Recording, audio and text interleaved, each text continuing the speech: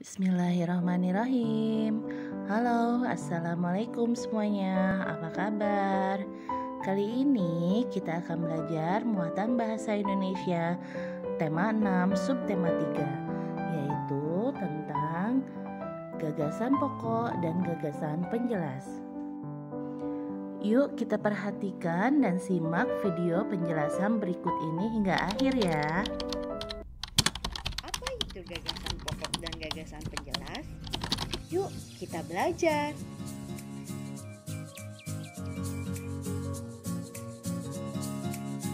Gagasan pokok adalah ide utama dari suatu bacaan.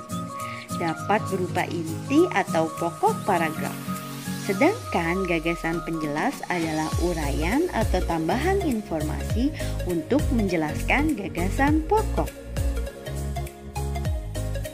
Yang namanya gagasan pokok terdapat di kalimat utama.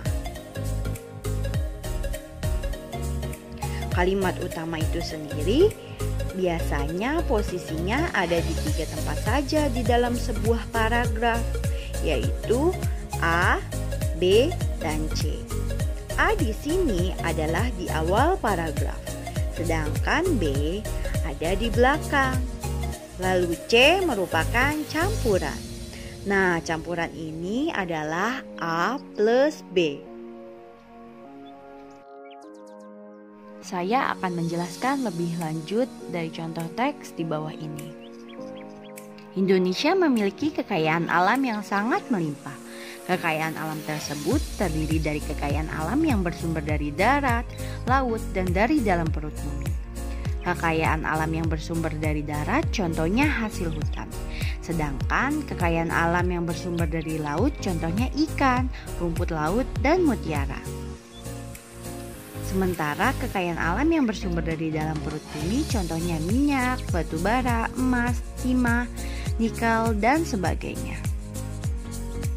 Dari paragraf tersebut ada 5 kalimat dan kalimat utamanya berada pada kalimat yang pertama, yaitu Indonesia memiliki kekayaan alam yang sangat melimpah. Sedangkan kalimat kedua sampai yang kelima adalah kalimat penjelasnya.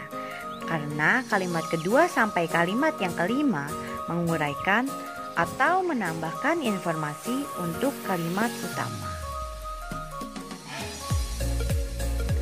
Misalnya tadi, kalimat utama dari paragraf tersebut adalah Indonesia memiliki kekayaan alam yang sangat melimpah. Nah, kemudian diuraikan lagi di dalam kalimat penjelasnya. Apa saja sih kekayaan alam yang sangat melimpah itu? Kekayaan alam tersebut terdiri dari kekayaan alam yang bersumber dari darat, laut, dan dari dalam perut bumi. Kemudian diuraikan lagi, apa contoh kekayaan alam yang bersumber dari darat? Kekayaan alam yang bersumber dari darat contohnya hasil hutan. Lalu diuraikan lagi, apa contoh kekayaan alam yang bersumber dari laut? Sedangkan kekayaan alam yang bersumber dari laut contohnya ikan, rumput laut, dan mutiara. Lalu diuraikan lagi, apa contoh kekayaan alam yang bersumber dalam perut bumi? Sementara kekayaan alam yang bersumber dari dalam perut bumi contohnya minyak, batu bara, emas, timah, nikel, dan sebagainya. Selain berada di awal paragraf, kalimat utama bisa saja berada di akhir atau belakang paragraf. Kalau kalimat utamanya di belakang, berarti terdapat sebuah simpulan yang biasanya ditandai dengan Oki, Osi, dan Dede. Tahukah kamu apa maksud dari Oki, Osi, dan Dede? Oki di sini maksudnya adalah singkatan untuk mengingat oleh karena itu. Sedangkan Osi di sini berguna untuk mengingat singkatan dari oleh sebab itu. Dan Dede sendiri untuk mengingat singkatan dari dengan demikian.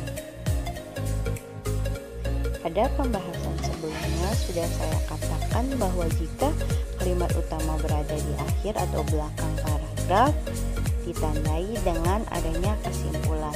Nah, pada contoh teks berikut ini kita bisa lihat bahwa di akhir kalimat ada kata oleh karena itu. Artinya, pada teks ini kalimat utamanya berada di akhir paragraf. Nah, dari contoh teks-teks tersebut diketahui bahwa jika kalimat utamanya berada di awal, artinya gagasan pokoknya pun berada di awal. Sedangkan jika kalimat utamanya berada di akhir atau belakang paragraf, artinya gagasan pokoknya pun berada di belakang atau akhir paragraf. Terima kasih sudah memperhatikan hingga akhir ya. Semoga bisa menjadi bermanfaat. Wassalamualaikum warahmatullahi wabarakatuh.